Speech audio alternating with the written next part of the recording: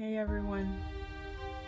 I was sitting here thinking about how much time in our lives we spend reacting. We've become so good at reaction, haven't we? We've become experts at the 911 phone calls and the last minute saving and the frantic cleanups. In the professional world, they call that crisis management. When in the midst of crisis management, there's a certain adrenaline to it.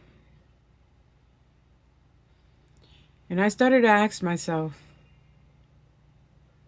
is this really the peace that God promised? Because, there is another way to live. There's a way to move that isn't about putting fires out, but about, building a life that is fundamentally fireproof. That's what I want to sit and talk to you about with today. Is the idea of strategic protection. You see, crisis management is essentially damage control. It's what you do when the milk has already been spilled. It's what you do when the contract has already failed or the peace in your house has already been disrupted. It is what I like to call a fire extinguisher. And while we all thank God for the grace to survive the fire, I want you to guys know that we weren't meant to live with our lives on fire and running with a fire extinguisher in our hands all the time. We were meant to be stewards. And in stewardship, it requires a different kind of vision. It requires the vision of the Watchman.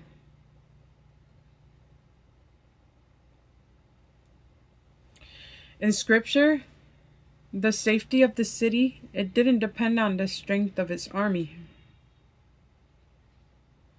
It depended on the foresight of the men standing on the wall. Their job was to watch the horizon.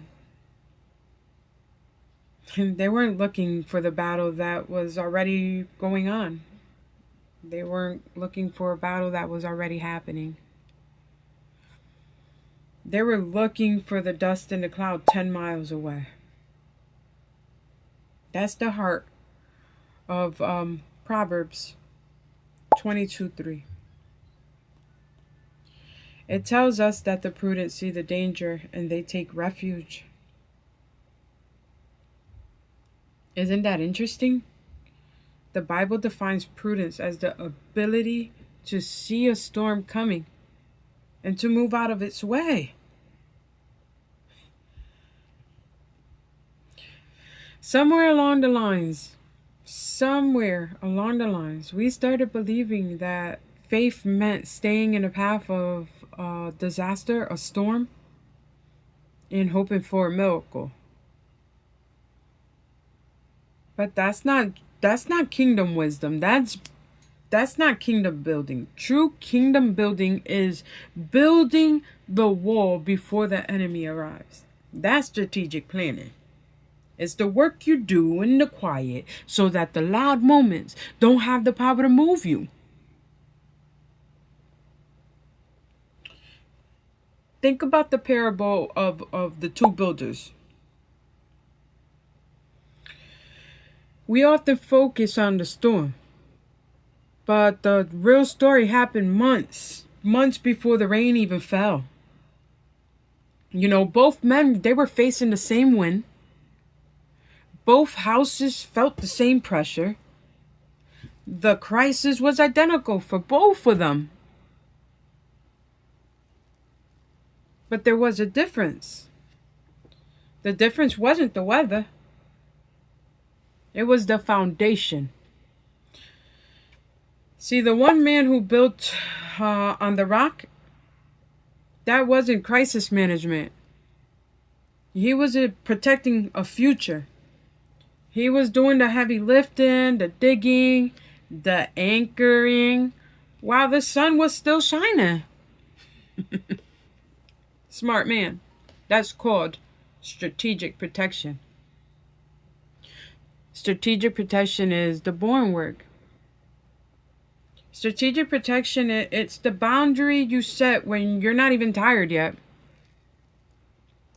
It's the system you build when your business is doing well. But most importantly, it's the integrity that you maintain when there's no one looking. It's the choice to be proactive rather than reactive. So, I want to challenge you today. Look at your life. Look at your work. Where are you acting as a firefighter? Where are you constantly reacting to things that perhaps could have been prevented with a little bit of foresight? Could have been prevented with a little bit of prayer. God hasn't called you to live in a perpetual state of an emergency. He called you to walk in power and love and in a sound mind. And a sound mind is a strategic mind. Stop waiting for the urgency. Stop waiting for an emergency to tell you what to do. And start letting wisdom lead the way. Build your foundation on a rock. Watch the horizon. Don't just manage the crisis. Protect the calling that has been placed on your life.